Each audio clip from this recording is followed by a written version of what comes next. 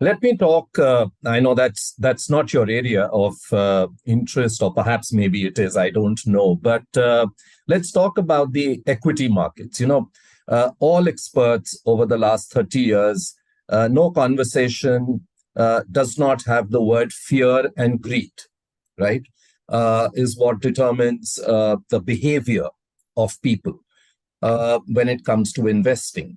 Now, fear and greed, we all know, is a very normal part of anybody's existence. But perhaps when it becomes extreme, when and we see that, or rather, we have seen that over the last 25, 30 years, the minute the market is falling, like we saw in 2020, just when COVID hit, there were a lot of people who didn't need the money, but they got so anxious, who got so affected with the fall that they went and actually sold at a loss. And then we saw, a very sharp rebound, and then they were, of course, very regretful. So extreme greed or fear, and we see the same reverse when the markets go up. We are seeing it today.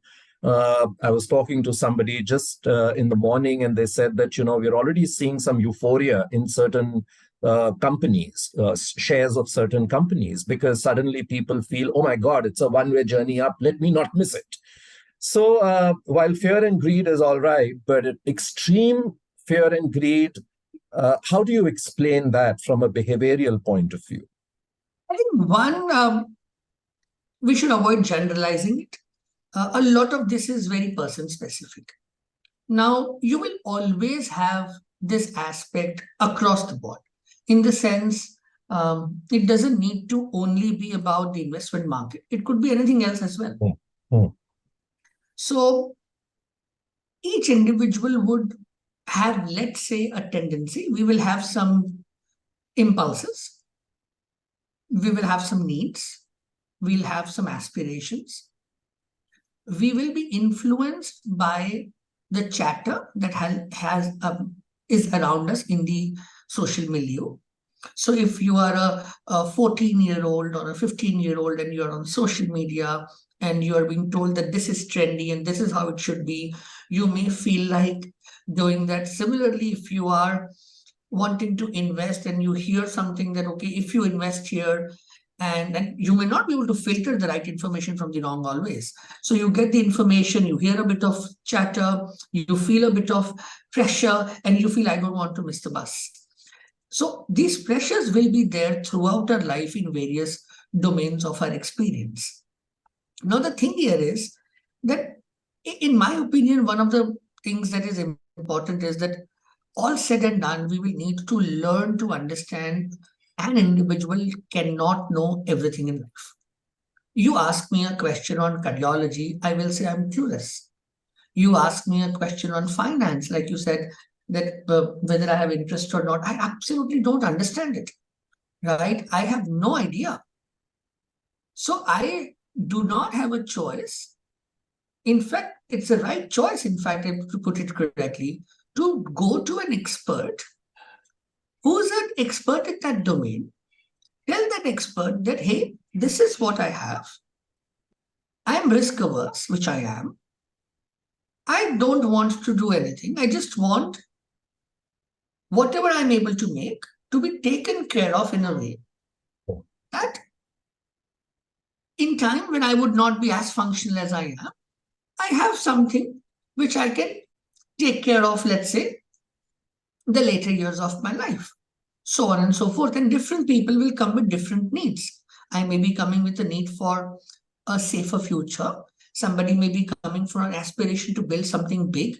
You will have all of that. I mean, the startup story, for example, is very similar, right? You'll have some people who will do well, and doing well might make them prone into taking very rash decisions, which may bring it down. At the same time, you'll have some people who will do well and continue to do well and yet have a good enough rise. But sometimes for that one unicorn, if you let go of a lot of your filters, you may actually come down. Everybody doesn't need to be a unicorn. You can still do exceptionally well. So there are these vectors acting on all of us. Talking to people, being open to advice, running a few things past a few people whom you trust, not merely who are going to say yes to you, ensuring that you take opinion from subject matter experts always, and then you take your own decision. If you do that, you'll be able to navigate it better. Everybody has a different threshold for risk, but, and that also the challenge, if your threshold for risk is such that you much rather prefer to take more risk, that means the impulse pressure when you are not doing well be much higher on you, because you've played stakes so big that you falsely start believing if I don't play a bigger stake, I might not recover.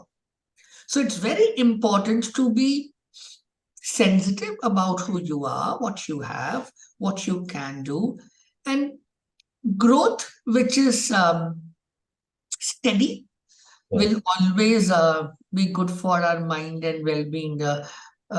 You plant a fruit tree, it's mango season. So you plant a mango tree, you aren't going to get your mangoes in 3 days. Oh. It'll take its own cycle, and no matter how much fertilizer you put, and no matter how much water you end up putting, and sometimes you do more of either of them, you'll kill the plant.